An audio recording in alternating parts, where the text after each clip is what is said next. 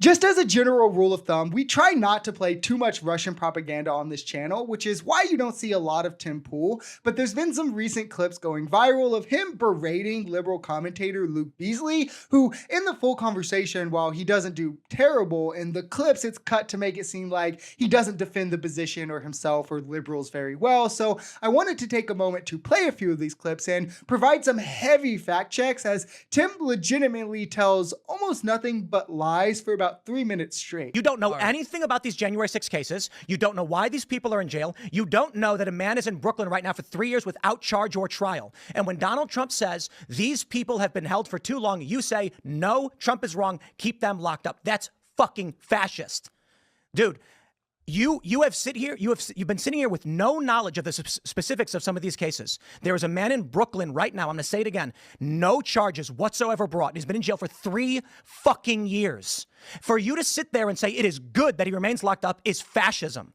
That is saying the hierarchical system of the courts and the government is just, and the process is all that matters. So this was the first big clip I saw, the right touting of like an own by MAGA, proving that Jan 6ers are unfairly persecuted and liberals just have no idea and are blindly cheering this on because of tribal politics, and it's able to appear this way because Tim gives no heads up of the topics that he's going to cover. So he brings his guests on and brings up fringe cases like this. That way you can't push back on his lies or provide the context he's lacking. Like here, 3 years, no charges, held in jail. Sounds insane, right? Like, oh my God, that is fascism. Until you look and you find he was charged. What Tim means here is convicted. I guess you should probably know what you're talking about, right? If that's like your big thing. But he was charged with 13 counts, including for beating a police officer in the head with a baseball bat.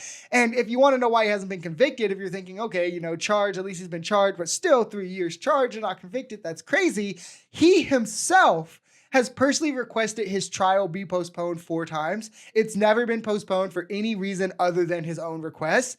And his most recent request gave away why. Now that Trump won, he thinks he'll be pardoned and not have to face trial. But if you listen to Tim, this is a mechanism of the state coming down against Jan 6ers and locking them up without charge or trial.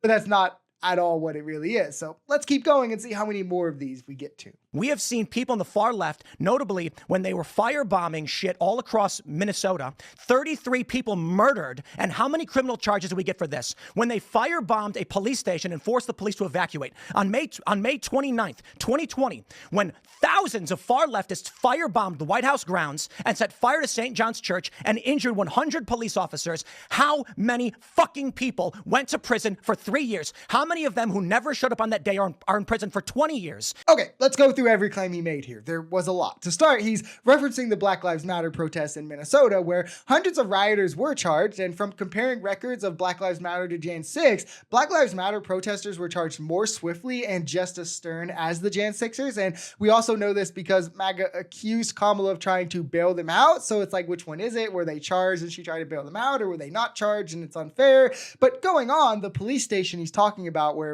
it was firebombed, it did result in charges, and it was charges to a far right-winger that carried out this attack, not a radical leftist like he tries to portray. What we find in actually a lot of the Black Lives Matter convictions is that many of the people who were doing the damage, like the arson, the looting, were either far right-wing extremists or people who just aren't political and wanted to take advantage of the chaos. 9 people were arrested in connection with the White House fire that he's talking about here, where again, he's trying to play on the fact where Luke can't name who was charged or how many were charged. So he's using that as theater to convince his viewers that nobody ever was. So look at this. Jan 6ers have been persecuted. People who weren't even there, they're getting charged. They're getting held without charge. Meanwhile, left-wingers are doing this and aren't even getting charged. But it's all just a blatant lie that, I mean, it's weird. I don't think he's made a single true claim yet. And we're like 2 minutes into this clip. Enrique Tarrio wasn't even in D.C. on January 6th. And you are saying that man who his only crime was, quote, don't leave. That's his only crime. You think he should be in prison for 20 years because you're a fascist. You don't care what the facts are. You don't care if this is unjust. You only care that the machine state has decreed you are not to be locked up. And this is the problem I have with the left. They don't know the facts. They don't care about the facts. They view morality as a blanket government stroke of the pen. And every person, regardless of their crime, should be in prison for decades. I reject it outright. The people who fought cops should go to prison. They did. It's been 3 years. But when you've got people who are on misdemeanor charges for having walked into a building at 4 p.m. after the riot, and I know some of these people, they walked into a building for 2 minutes and walked out, and they got 18 months for that. I don't see you defending the innocent people who walked onto a public grass at a public building after a riot had been completed. You don't know. You don't care. You've taken a tribal position, and people are suffering because of it. To be clear here, Enrique Tarrio was charged with seditious conspiracy. You don't have to be somewhere in person. You don't have to carry out the plan to be charged with conspiring to do it. And the evidence against him for seditious conspiracy is pretty overwhelming. It's one of the more open and shut cases, right? It includes a memo that Enrique himself, and he admitted to this, Enrique himself created this memo and sent it out en masse to the Proud Boys and all the people. It was in like, I think it was like the Ministry of something of self-defense, the MOSD, I don't really remember, but it had specific instructions about which government institutions they would overthrow. I think it was like the House and the Senate, how they'd get inside and how they'd occupy them, while also he bought like military level gear for everyone, communicated the strategy and plans and like encrypted messages, bought radios to do so, directed crowds into the Capitol using these. I mean,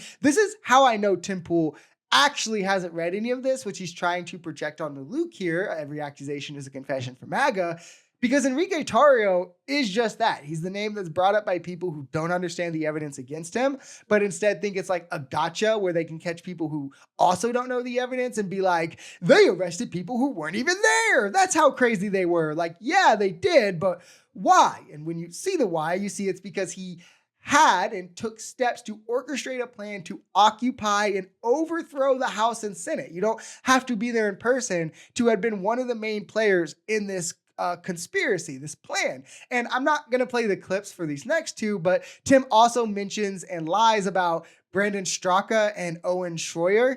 And I just want to debunk these also quickly so people aren't like, well, you didn't leave these in. So, he must have been honest about those. But no, he's lying about them. He says Brandon Straka just walks around the Capitol and never goes in, but was charged with trespassing, which first off, this is just an attempt to like confuse or fool those who won't critically engage with it. You don't have to go into a building to trespass. If you can trespass on the grounds themselves if they're private or restricted, and the Capitol grounds were restricted. But more importantly, he was directing people into the Capitol in the restricted area and encouraging them to go as far to take riot police officers' shields. So doing a bit more than just standing around or like walking up some stairs. He then goes on to say, Owen Schroyer was charged just for saying death to communists, like free speech being impeded on here. But no, he was charged with trespassing and breaking into the restricted area as well. And then on the restricted area for helping incite this kind of I think it was disorderly conduct was the charge, but he kind of helped incite the people that were there by saying, in short, I mean, it was like a long quote, but the meat of the quote here is, Democrats are tyrants, and today on January 6th, we declare death to tyrants. So, I mean, it's kind of clear why all these people were charged, and it's clear the right never understands anything they're talking about as they're sharing this as some kind of sick own, because of how performative in nature Tim is being and how Luke's being more sitting back and quiet, despite the fact that the simplest research would show them that this is someone on their side who actually just doesn't understand what he's talking about. It should be embarrassing, but instead they're like proud of it.